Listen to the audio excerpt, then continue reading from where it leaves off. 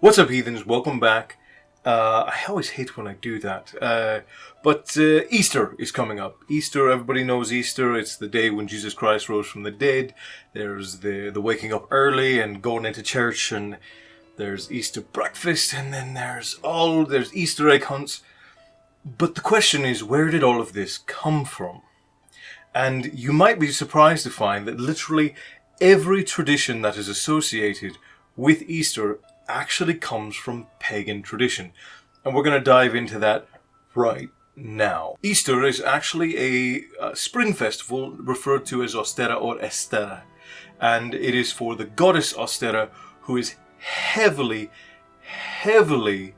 the source of influence for all of the imagery, well, let's say about 80% of the imagery that we see in Easter itself. Now, I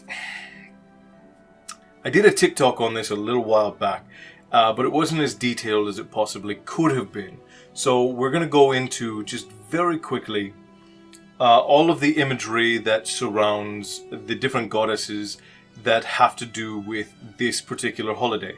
You have two Norse goddesses, and that is Freya and Frigg, which we discussed in a previous video. Not the same goddess. At some point along the way they got merged into one, and I just recently found out about this, which made me feel really dumb. But just recently found out about this. And then from Gaelic tradition you have Olwyn and Ostara or Estera. And it's important to note that Ostara is both Proto-Germanic and Gaelic, so she is a crossover goddess that was recognized by the Gaulish and Gaelic people, but also by the Germanic tribes. I actually have something very interesting from my family's traditions that you guys might want to start doing with your own kids on Easter and have yourself a real pagan Easter. But that's at the end, so stick around. Now, the imagery that surrounds Easter confuses a lot of people. Like, why is it the Easter bunny carries around chicken eggs? Why is this?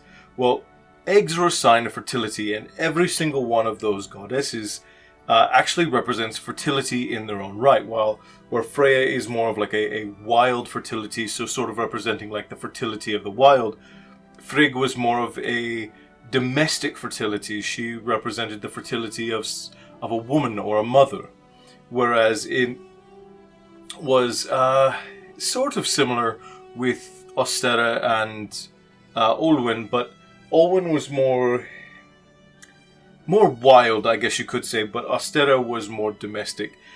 And Ostara is... But the imagery that is heavily associated with Ostara are rabbits and eggs, and that's because rabbits are a symbol of fertility all throughout Gaelic culture, and she's always seen as walking around with two brown rabbits, a black rabbit, and a white rabbit, and they follow her wherever she goes. And of course, she's often seen with brightly colored eggs. And while it's never stated specifically in any of the more modern traditions why this was, it was in fact because unfertilized eggs would be painted and blessed before eaten during these festivals. And that was in fact to give thanks, I guess, for the sustenance that it would provide in lieu of the fact that it would no longer be a chicken. And it's sort of one of the more odd traditions that got transferred over into Christianity. But why white? Why do we get all of this imagery of white? Well, that can be contributed to Olwyn. Now, Olwyn is also associated with rabbits, but more specifically, she is the goddess of bloom. She is the goddess of spring, and all of spring is said to flow forth from her feet.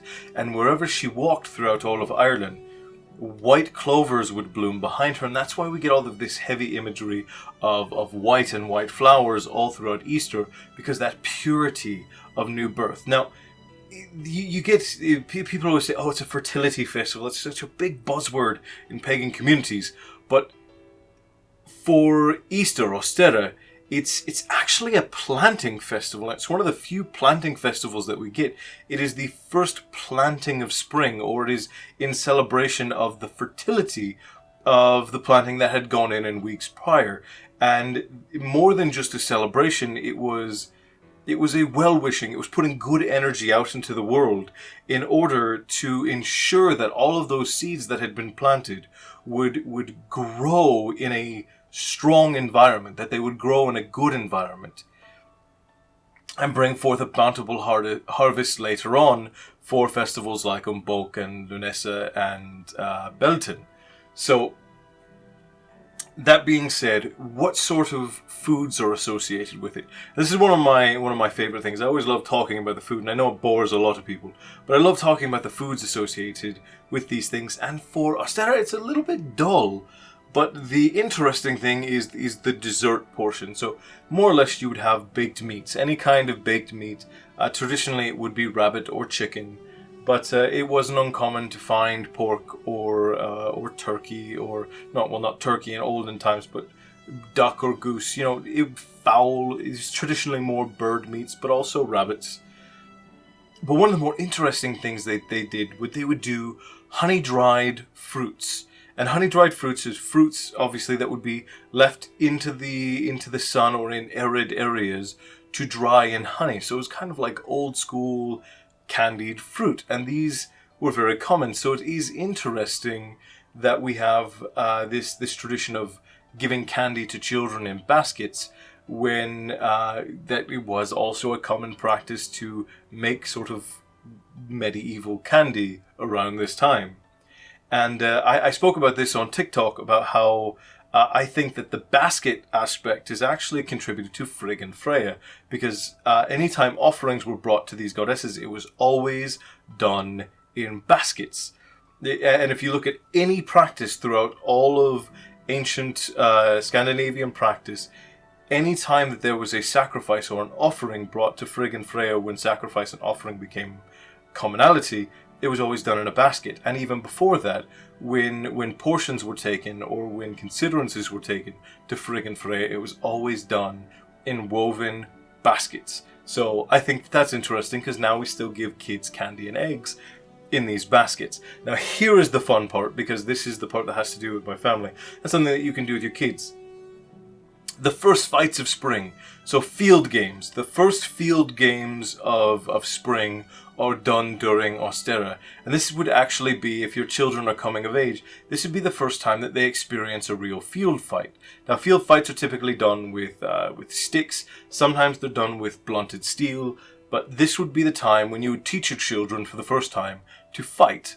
And fighting is a very important thing all throughout Scandinavian Viking and Gaelic and Gaulish culture, because it teaches one to be strong, and it teaches one to lose honorably. And this is more in the lines of not holding grudges. And this was taught in the spring by when one would lose, when the children, because this is the first time that the children would fight, and it was typically when they were about 6 to 7 to 10 years old, somewhere in that range.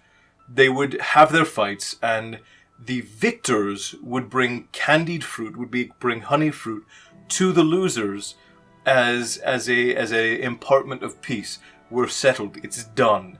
So if you want something to do with your children, have them be in a controlled match with each other, be it with soft sticks or even just having them wrestle, and then the loser will be gifted candy or something sweet from the winner.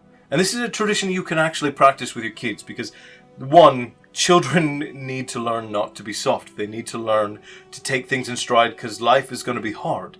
And that's part of what the first festival of spring teaches us. That things are beautiful now, but they will be hard, and we need to prepare for the hard times. And that's what spring is all about. Making strong harvests, making strong crops and strong